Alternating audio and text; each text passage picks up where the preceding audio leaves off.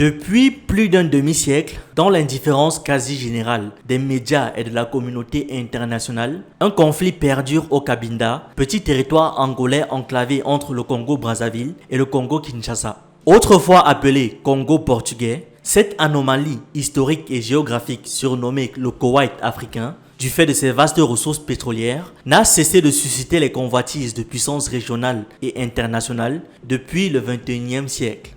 Sa forêt tropicale abrite l'un des rares mouvements de libération toujours actifs depuis les luttes d'indépendance. Le Front de libération de l'enclave du Cabinda, ou FLEC, le FLEC. Ayant d'abord lutté contre l'Empire portugais, le FLEC est né en 1963 dans l'effervescence des indépendances de la sous-région. Le conflit opposant le mouvement séparatiste cabindais au régime angolais remonte à l'indépendance de l'Angola en 1975. S'il est vrai que l'éclatement du mouvement en dizaines de factions, tantôt rivales, tantôt alliées, a singulièrement compliqué toute tentative de médiation, la mauvaise foi du régime angolais, qui n'a jamais véritablement tenu à chercher une solution négociée, et le manque d'intérêt de la communauté internationale ont aussi compromis les efforts de paix. En effet, des décennies de luttes intestines recoupant des clivages ethniques, religieux et linguistiques, le jeu politique régional et les cooptations par Luanda ont abouti à une ultra-fragmentation du FLEC originel en une cinquantaine de mouvements qui lui sont associés de près ou de loin. Malgré d'importants revers au début de ce siècle et un contexte sous-régional défavorable, la rébellion a fait preuve d'une grande résilience. En dépit de cette résilience, les deux constantes historiques du FLEC demeurent. Une ultra-fragmentation illustrée par la querelle consécutive à la mort en juin 2016 du leader historique du FLEC FAC3, Thiago Nzita, et une grande dépendance vis-à-vis du contexte régional. Cette vidéo, ou plutôt les deux vidéos sur le sujet, retrace le parcours méconnu et complexe de ce mouvement ultra-fragmenté au gré des évolutions régionales et internationales. Je vous préviens tout de suite, la deuxième vidéo ne sera publiée que si le sujet vous intéresse. Alors vous savez quoi faire. Un max de likes, un max de partage et un max de commentaires. Et gardez un Doliprane près de vous pendant le visionnage. Je n'ai pas eu cette chance. Protégez-vous.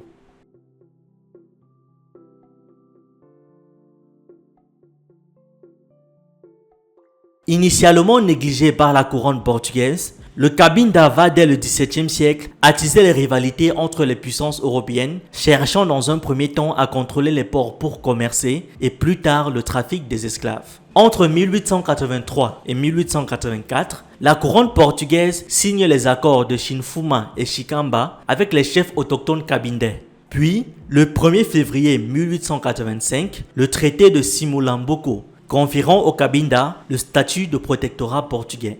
Ce document permet ainsi au Portugal de disposer d'une base juridique sur le Cabinda en vue de la délimitation définitive des territoires africains lors de la conférence de Berlin de 1885. Les rivalités impérialistes qui ont mené au traité de Berlin ont contribué au dépaissement de l'ancienne nation Congo. Aujourd'hui, les Bas-Congo vivent dispersés sur 5 territoires. Le sud du Gabon, l'ouest des deux Congos, l'enclave de Cabinda et 2 provinces du nord de l'Angola.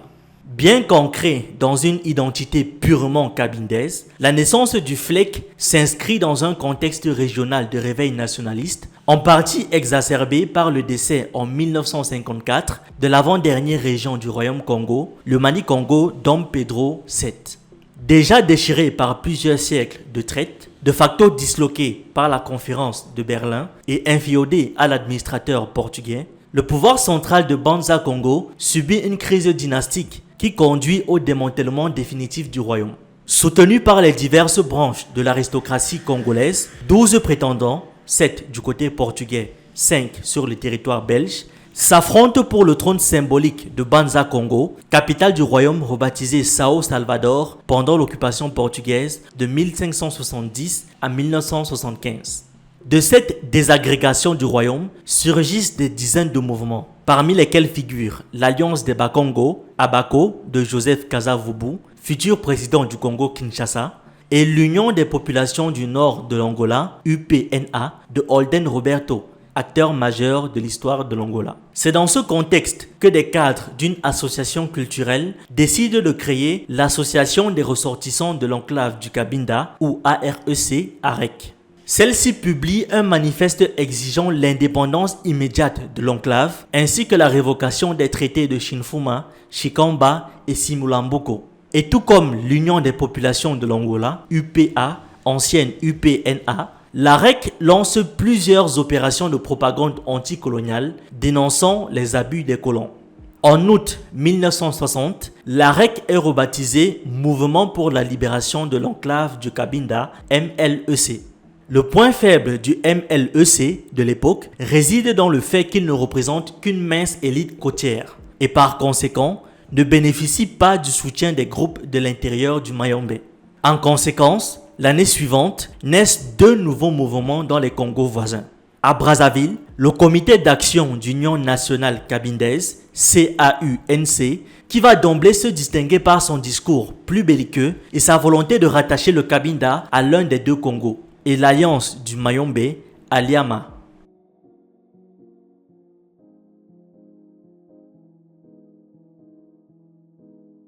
Réunis à Pointe-Noire, sous l'égide de l'abbé président du Congo-Brazzaville, Fulbert Yulu, et bénéficiant de l'appui financier du président gabonais Léomba, le MLEC, le CAUNC et la Liama fondent le Front de libération de l'enclave du Cabinda, FLEC, FLEC, le 4 août 1963. Yulu est renversé quelques jours plus tard et bien que son successeur à la tête de l'État, Alphonse Massomba Deba, soit également sensible aux revendications cabindaises, il lance le socialisme bantou et par conséquent facilite l'implantation d'un autre mouvement qui connaîtra une association fulgurante, le Mouvement populaire de libération de l'Angola, MPLA.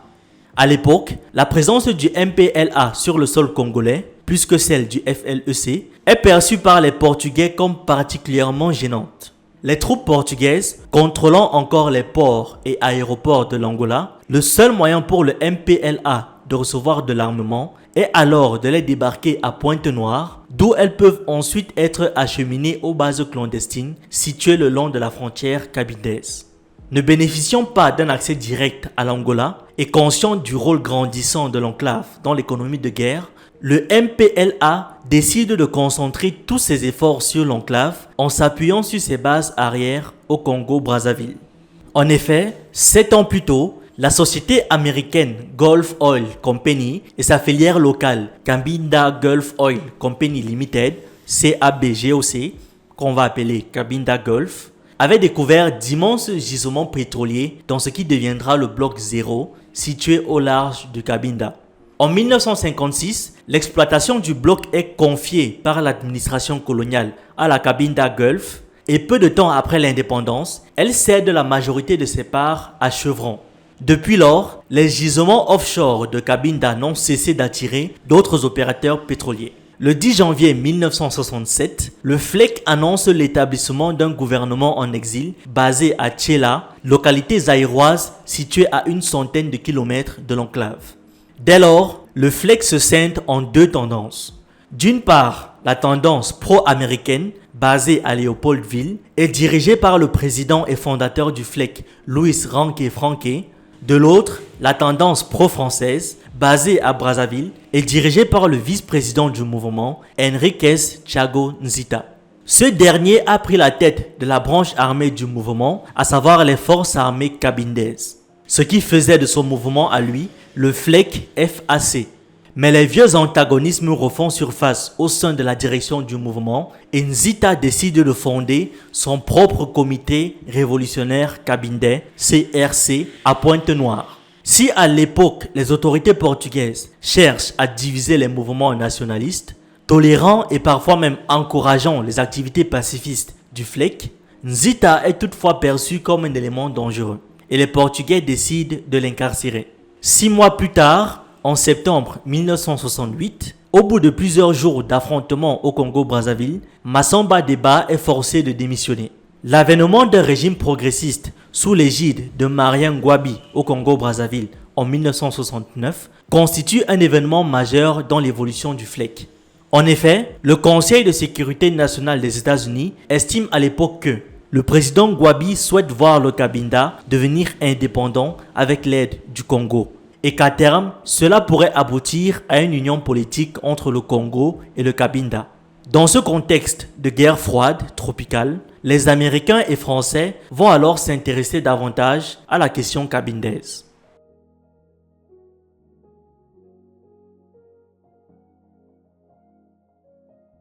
Au début des années 1970, alors que les activités politiques du FLEC sont pratiquement au point mort, la révolution des œillets au Portugal du 25 avril 1974 permet un regain d'activité dans l'enclave, y compris la constitution d'une branche armée pour la première fois dans l'histoire du mouvement. 2 mois après la révolution, Nzita est libéré de prison et obtient l'autorisation du gouverneur portugais de la province, Temudu Barata, d'ouvrir une représentation du FLEC à Choa. Mais ne disposant pas assez d'hommes afin de quadriller la ville, le FLEC décide de faire appel aux Tropas Especiais, anciens bataillons de l'armée portugaise formés d'Angolais et de Cabindais, et parmi lesquels figurent des éléments qui constitueront plus tard l'épine dorsale de la branche armée du gouvernement. Encadrée par le mercenaire Jean Caï, celle-ci contrôle la ville de Choa pendant plusieurs mois et menace les installations pétrolières de la Gulf Oil Company. Mais l'attrait du pétrole cabindais éveille aussi l'appétit d'autres puissances internationales, en particulier celui de la France, qui, face au monopole des Américains et de la Cabinda Gulf, décide d'encourager l'émergence d'un nouveau FLEC au Congo. Sous la houlette du président Ngouabi, le FLEC rouge voit le jour à Pointe-Noire le 30 juin 1974 sous la direction de José Auguste Tchoufou, ancien directeur adjoint d'Elf IRAP, une filière d'Elf Aquitaine. Le 10 août 1974, Ngouabi ordonne le déploiement du FLEC rouge à Cabinda et Tchoufou est proclamé président du Cabinda libre à son arrivée à Choa. Dans un discours devant une immense foule, il déclare le français langue officielle du Cabinda. Mais lorsqu'invité par la population locale à traduire son discours en portugais ou en fiote, qui est la langue locale, Tchoufou, ne sachant s'exprimer dans aucune des deux langues, est hué et chassé par la foule. Le FLEC rouge se scinde et une faction menée par Ranké Franké décide de se rapprocher de Mobutu. Début juin 1975, les États-Unis commencent aussi à manifester un intérêt grandissant pour le Cabinda. Le secrétaire de la Défense, James Schlesinger, fait alors remarquer que les États-Unis devraient songer à encourager la désintégration de l'Angola. Un Cabinda contrôlé par Mobutu traduirait plus de sécurité pour nos ressources pétrolières. Déjà sponsor du FNLA, Front National de Libération de l'Angola, Mobutu organise une petite armée sous la houlette de Ranké Franké du côté de Tchela. L'invasion parrainée par Mobutu se solde par un échec. Et une semaine plus tard, le 11 novembre 1975, le MPLA proclame triomphalement l'indépendance de la République populaire d'Angola à Luanda. De leur côté, le FNLA et l'UNITA, Union nationale pour l'indépendance totale de l'Angola, déclarent la République démocratique d'Angola à Ouambo. Mais tandis que le Congo et le Zaïre affichent un soutien officiel aux accords d'Alvor de janvier 1975, reconnaissant l'indépendance de l'Angola et déclarant le Cabinda partie intégrante et inaliénable de l'Angola, les deux voisins ne manquent pas de rappeler le droit à l'autodétermination du peuple cabindais et continuent d'appuyer leurs FLEC respectifs. Le FLEC rouge au Congo-Brazzaville et le FLEC Ranké Franké au Zaïre. Conscient de la possibilité d'un affrontement congolais-zaïrois auquel il ne saurait résister, Ngouabi décide d'interdire toute activité du FLEC sur le sol congolais. Désormais seul parrain du FLEC dans la région, Mobutu tente en 1976 une nouvelle fois d'annexer le Cabinda en s'appuyant sur les troupes du FNLA. Mais celles-ci sont vaincues par les FAPLA, les Forces armées populaires de libération de l'Angola, et les forces cubaines. L'industrie du cuivre zaïroise étant dépendante du chemin de fer de Benguela, qui relie le port de Lobito sur l'Atlantique au réseau ferroviaire de la province du Katanga et à la Zambie, Mobutu est alors contraint d'entamer des pourparlers avec le MPLA et le 20 mai 1976 signe un accord de cessation d'hostilité avec l'Angola afin de garantir l'accès au port angolais. Cependant, les tensions entre le Zaïre et l'Angola ne cesseront de s'accroître et d'envenimer leurs relations diplomatiques, étant donné la présence continue du FNLA et de l'UNITA, mais aussi des séparatistes du FLEC sur le sol congolais. Ce sera tout pour cette première partie. N'oubliez pas que si vous voulez la suite, vous devez nous prouver que le sujet vous intéresse. Donc, n'oubliez pas de liker, de partager et aussi de commenter. Ah, et signalez aussi en commentaire si ce genre de vidéo sur les différentes guerres de sécession en Afrique vous intéresse. Comme ça, on saura si on doit en faire d'autres. OTEP.